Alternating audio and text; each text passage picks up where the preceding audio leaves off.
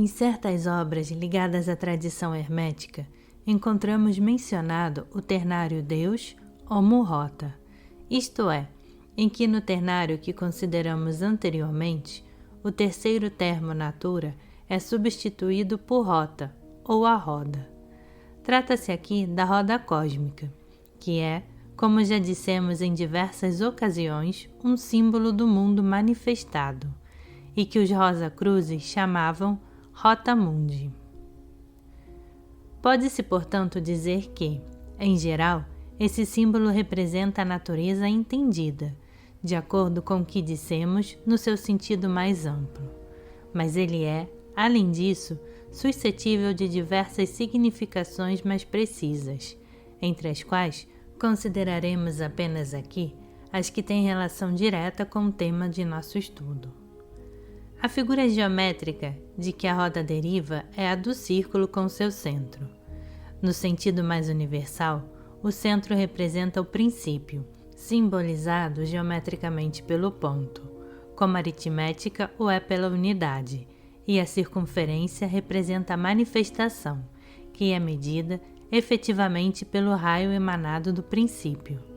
Mas essa figura, apesar de muito simples na aparência, tem, no entanto, múltiplas aplicações a ponto de vista diferentes e mais ou menos particularizados.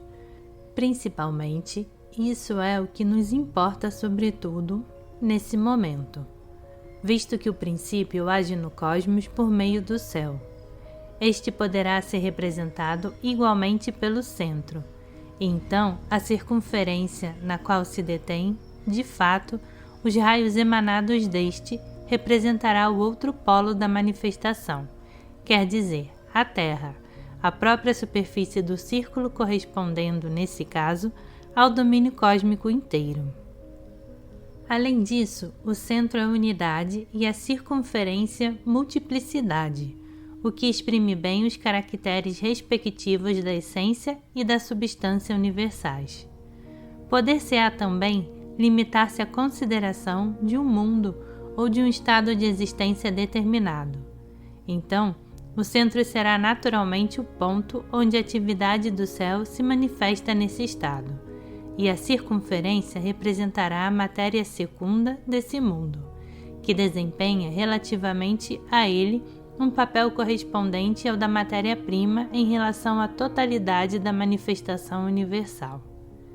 A figura da roda difere daquela sobre a qual acabamos de falar apenas pelo traçado de certo número de raios, que indicam mais explicitamente a relação da circunferência a qual eles chegam com o centro de onde saíram.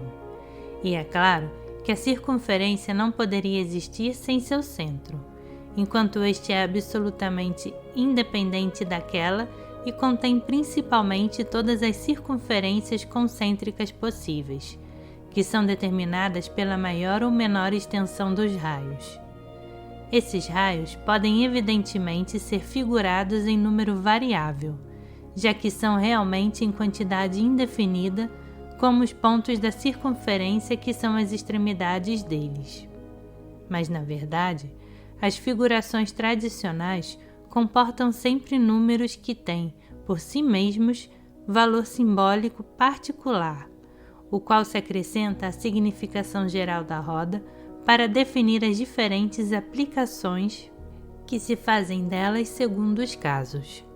A forma mais simples é aqui a que apresenta somente 4 raios que dividem a circunferência em partes iguais, isto é, 2 diâmetros retangulares formando uma cruz no interior da circunferência. Essa figura corresponde, naturalmente, ao ponto de vista espacial, a determinação dos pontos cardeais. Por outro lado, do ponto de vista temporal, a circunferência, se a representarmos como se percorrida num certo sentido, é a imagem de um ciclo de manifestação, e as divisões determinadas nessa circunferência pelas extremidades dos ramos da cruz corresponderão então aos diferentes períodos ou fases nas quais se divide esse ciclo. Tal divisão pode, naturalmente, ser encarada, por assim dizer, em diversas escalas, conforme se trate de ciclos mais ou menos extensos. A ideia da roda evoca, além disso, de imediato, por si mesma a de rotação. Essa rotação é a figura da mudança contínua, a qual estão submetidas todas as coisas manifestadas, e é por isso que se fala também da roda do devir. Num tal momento, há apenas um único ponto que permanece fixo e imutável, e esse ponto é o centro. Não é necessário insistir mais aqui em todas essas noções. Acrescentaremos apenas que, se o centro é, de início, um ponto de partida, é também um ponto de chegada.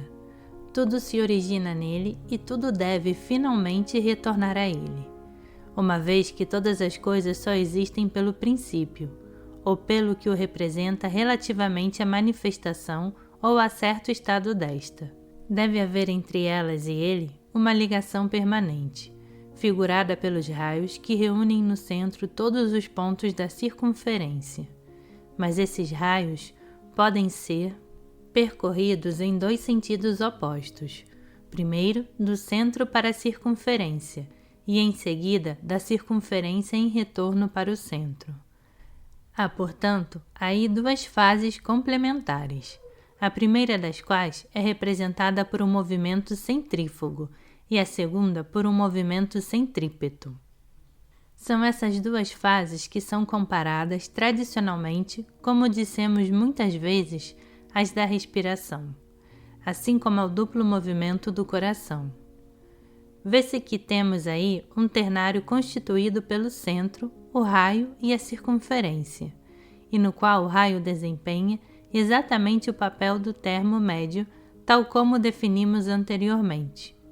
Por essa razão, na grande tríade extremo-oriental, o homem é às vezes assemelhado ao raio da roda cósmica, cujo centro e circunferência correspondem então, respectivamente, ao céu e à terra. Como o raio emanado do centro médio cosmos, ou o domínio da manifestação, vê-se ainda por isso que o homem verdadeiro é justamente a medida de todas as coisas nesse mundo, do mesmo modo que o homem universal o é para a integralidade da manifestação. E poder-se-á observar também a esse respeito que, na figura de que falávamos há pouco, a cruz formada pelos dois diâmetros retangulares e que equivale, de certo modo, ao conjunto de todos os raios da circunferência, estando todos os momentos de um ciclo, como que resumidos em suas fases principais, dá precisamente em sua forma completa o símbolo mesmo do homem universal. Naturalmente, esse último símbolo é diferente, pelo menos em aparência, do que mostra o homem como se estivesse situado no próprio centro de um estado de existência, e o homem universal como se fosse idêntico ao eixo do mundo, porque corresponde a um ponto de vista igualmente diferente numa certa medida, mas no fundo não deixam de se coadunar menos exatamente quanto à sua significação essencial, e deve-se apenas ter o cuidado de, como sempre em semelhante caso, não confundir os diversos sentidos de que são suscetíveis seus elementos.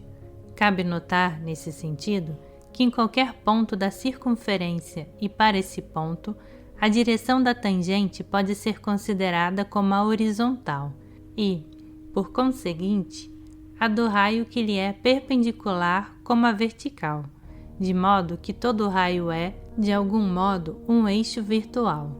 O alto e o baixo podem, portanto, ser considerados como se correspondessem sempre a essa direção do raio, encarada nos dois sentidos opostos, mas enquanto na ordem das aparências sensíveis, o baixo é na direção do centro, que é então o centro da Terra. Deve-se aqui fazer a aplicação do sentido inverso e considerar o centro como sendo, na realidade, o ponto mais alto. E assim, de qualquer ponto da circunferência de que se parta, esse ponto mais alto permanece sempre o mesmo. Devemos, portanto, representar o homem assemelhado ao raio da roda, como se tivesse aos pés da circunferência e a cabeça como se tocasse o centro.